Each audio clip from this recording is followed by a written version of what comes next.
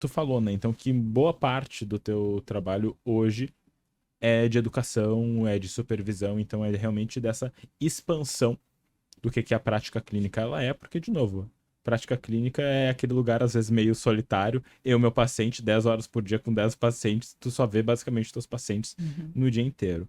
Mas, E tu nem pode sair tomar um cafezinho, fazer uma chacrinha na cozinha, né? Ou contar para outra pessoa como é que foi, né? A sim, gente fica como é que limitado. foi teu trabalho? Bom, Bom, entendi, tudo certo. e é sobre isso. Acabou o assunto. Mas, até pensando nisso, né? Uma das coisas que eu vejo tu divulgando e falando muito nas tuas redes sociais é sobre autocuidado. Uhum, Como é que tu definiria o que é uhum. autocuidado? Então, Léo, eu participei de um concurso de professor mais criativo pela Uhum. Perestroika. E nas etapas finais eles pediram pra gente gravar um vídeo. E ali naquele momento eu tive uma epifania. Eu me dei conta que entenda a metáfora, que eu não estou me comparando com o super-homem, até porque eu acho uma coisa muito hipercompensada, mas eu me dei conta que na Muito realidade... arquétipo É muito também. arquétipo, né? Mas eu me dei conta que na realidade eu ensino terapia do esquema meio que como um disfarce de Clark Kent. Uhum. Porque na realidade o que eu quero, e não no lugar de super-heroína, mas no lugar de colega, o que eu quero é que os colegas possam ter mais vida na vida. Porque eu acho que assim que a gente é uma classe tão estudiosa, é uma classe que tem uma tendência tanto a se doar pelo outro, que muitas vezes acaba sendo engolido no processo.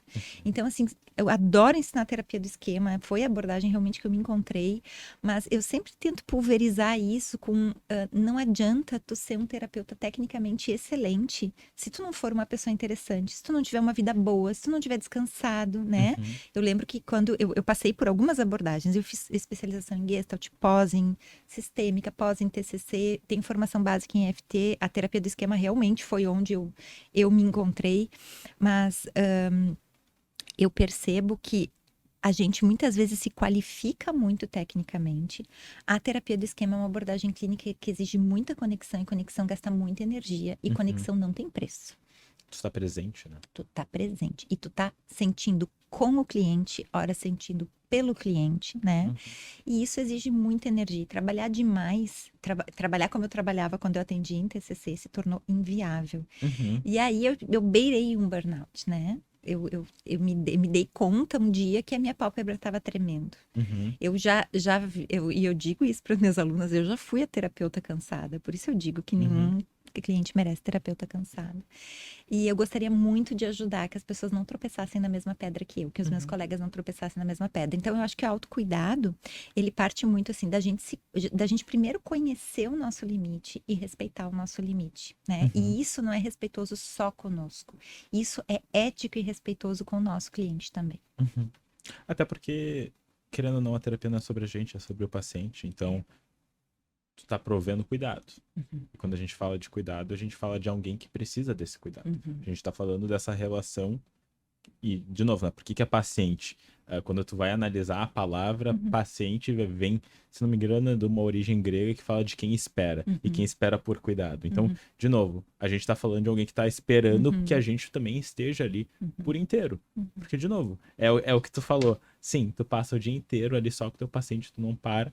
Sim, mas é uma hora delimitada essa pessoa, né? uhum, Então, é que a gente tá ali realmente pra ajudar essa pessoa. Então, acho muito importante quando tu fala isso e acho muito importante a gente ter essa clareza, porque tu falou do burnout, eu falo abertamente, já falei em aula uhum, também, eu tive burnout há 2 anos atrás que estava realmente num nível bizarro, assim, de uhum, atendimentos e de aulas que eu estava dando, tive que puxar, porque senão não estava sendo justo comigo uhum, e muito menos com meus pacientes, né? Então é uhum. muito importante a gente ter essa compreensão e essa consciência Uhum. sobre isso. Até porque, Léo, a gente também é um modelo de equilíbrio, né? Então, é um modelo de. A gente fala tanto, né, que a gente quer fazer essa modelagem de um Uhum, funcionamento saudável, que uhum, entende limites. Se a gente não tá fazendo isso, o que que a gente tá passando? uhum, uhum, Né? E eu acho que aí já é um questionamento que ele precisa estar passando na cabeça de todo mundo quando uhum. nos escuta aqui também.